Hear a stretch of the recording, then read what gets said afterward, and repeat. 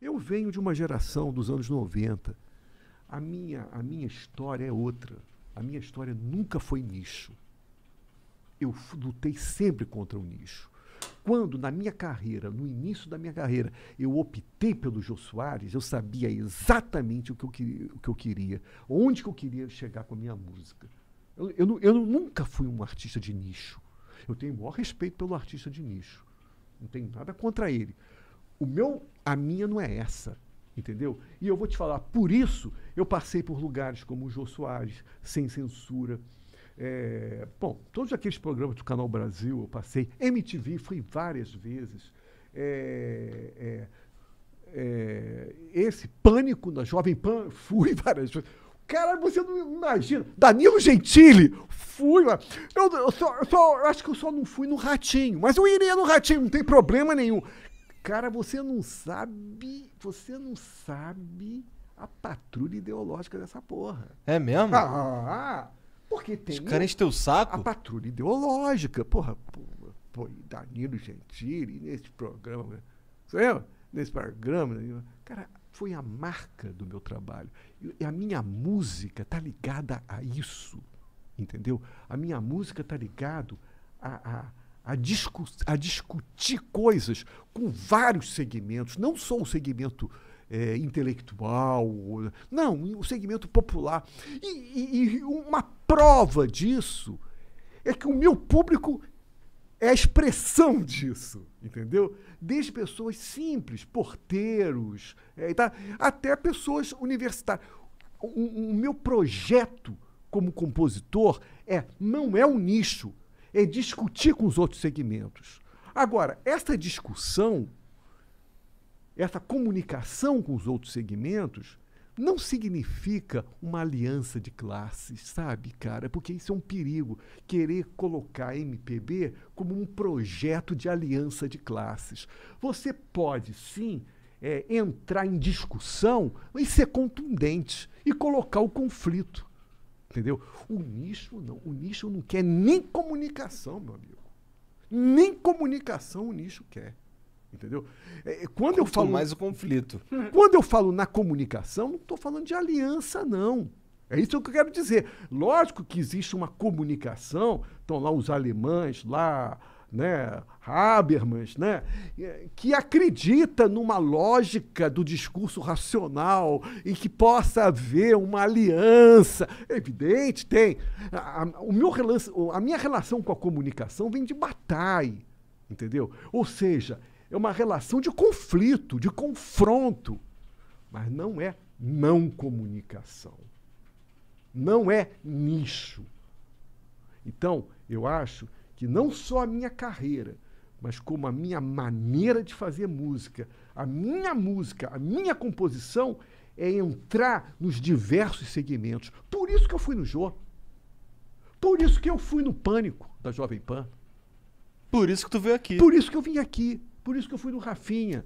E acho que os podcasts são espetaculares, sabe? Eu faço uma crítica dessa falta de criatividade do podcast ser apenas entrevista. Entendeu? Eu também faço essa crítica. Eu faço essa crítica. Outro dia eu coloquei isso num post. Eu vi outro dia um podcast espetacular, que é um trabalho... E vai transformar-se em filme. Que é da Praia dos Ossos, da Leila Diniz, que morreu, que foi morta pelo... Qual é o nome daquele cara? Um cara matou a Leila Diniz, que era em Búzios, na casa da Casa da Espera. E, cara, fizeram um podcast sobre esse caso. Pensei que tu estivesse falando do nome do podcast, eu não sei. Fizeram um esse caso eu tô ligado. Eu me esqueci o nome. Fizeram um podcast sobre esse caso com reportagem. Indo lá, entrevistar pessoas que foram policiais, o taxista que levou o Doca Street. Você lembra? Foi o Doca Street que matou a Leila Diniz. Né? Leila Diniz. Não é a Leila... Não é a... Não é a Leila... Não é a Leila do vôlei. Não. Aquela outra famosa... Não confunda. Que estava... do Maiô, Putz. que morreu de avião, no avião, que era atriz. Leila. Ô, Jean, quem foi a Leila que morreu no Famosa, avião? Leila morreu no avião. filme. Famosa Leila que morreu no avião. A atriz famosérrima. Era- Contracenou com o dos Paulo. anos- É Leila Diniz, por acaso? Não, Leila Diniz é essa que ele tá falando. Não, então é. Então, Então, é essa aí que morreu no avião. Então, Ah, é? Então é a Leila Diniz, então eu errei. O Dorca Street matou uma mulher que Quem- se chama pergunta quem que o Dorca Street Ângela matou. Diniz. Ah. Ângela Diniz. Né? E isso teve repercussão, né, nos jornais, nacional e tal. E Faz um tempão isso aí. Faz né? muito tempo. E o podcast fez um trabalho de reportagem sobre isso, cara. Entrevistando um advogado, reconstituindo. Então você vê quantas fotos. Foi tão bom, foi tão bem feito, que vai se transformar em filme. Então, ou seja, como que é um campo aberto do podcast. Sim, e, cara. e não necessariamente entrevista. Não é Porque só a isso entrevista. aqui. Cara, eu nunca mais vou me esquecer. Música não é só funk. Eu- Podcast não é só o flow. Eu nunca mais vou me esquecer, porque a entrevista virou uma panaceia, sabe?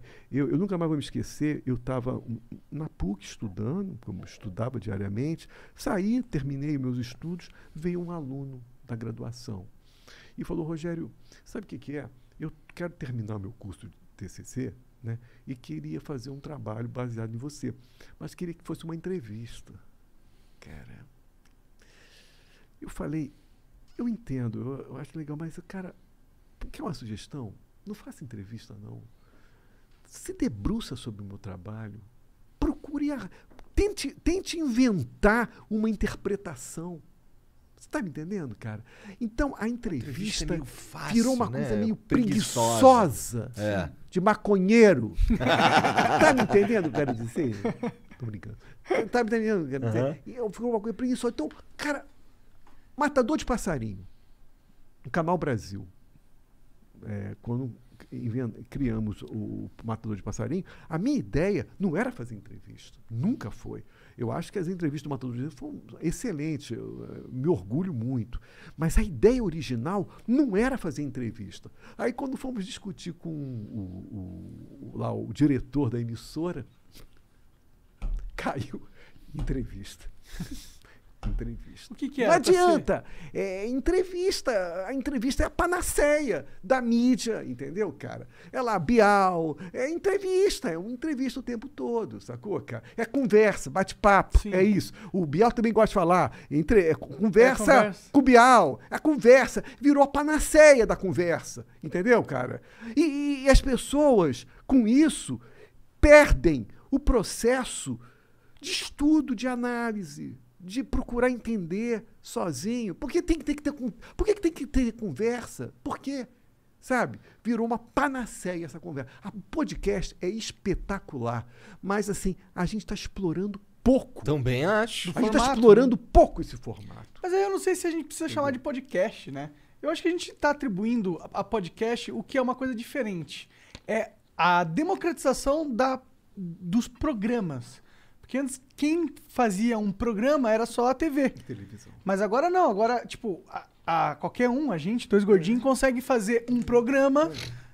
E agora... Dois gordinhos. E agora eu acho que a internet percebeu que, tipo, mano, vamos inventar programas. O programa que tá dando certo agora é um programa tipo esse aqui, podcast. Mas eu acho que a gente tá vivendo não a revolução do podcast, mas a revolução da programação do conteúdo. E De alguma muitas pessoas devem perguntar para você, mas porque não entende, podem não entender como é que esse programa pode ter tanta gente, né? Mas tem. O fato é que tem, né? O fato é que tem. Eu acho que se tem esse público, vocês têm uma parcela de responsabilidade nesse processo. Ó, acho que o grande... Eu lembro que uma das conversas, na conversa passada, um dos grandes tópicos que foi lembrado pela galera durante muito tempo foi a questão do programa jornalístico sério. Inclusive a gente zoou no Twitter, né? Eu vi que teve, não fui eu, foi Mas o programa jornalístico, eu me lembro que eu falei na época, o programa jornalístico não precisa ser necessariamente um programa sério, entendeu? E eu falo isso. Quando a Elza Soares confirmou a presença dela num programa Matador de Passarinho, a primeira coisa que eu fiz, eu não delegava pesquisa para a equipe de produção. Porque isso os programas de televisão fazem direto, né? Aí a equipe de produção faz a pesquisa e dá tudo mastigadinho para o apresentador. O apresentador não vive a experiência, a vivência da obra do convidado. Ele vai falar assim, superficialmente, está tudo escrito ali, o meu grupo pesquisou e tal. Primeira coisa que eu fiz quando eu soube que a Elza Soares vinha ao programa Matador de Passarinho foi pesquisar a discografia dela. Lógico que eu tinha tempo para isso. Eu fui ouvir a discografia dela. Eu fui pesquisar a discografia dela. E descobri um disco espetacular, que é Elza, Miltinho e Samba. Que é um disco espetacular, que era a Elza Soares cantando com o Miltinho. Sabe o Miltinho? Eu não sei se vocês já ouviram o Miltinho. Não, Miltinho é um cara, é um nunca sambista ouvi. da década de 60, 70, mais 60, que tinha um balanço espetacular. E a Elza cantava pra caralho, né? Cara, e só clássicos do samba. Cara, você ouve aquele disco, você fica maravilhado. Cara, se eu não tivesse recebido a Elza no meu programa, eu não teria tido a oportunidade de pesquisar e não teria a oportunidade de descobrir essa joia rara da música popular brasileira.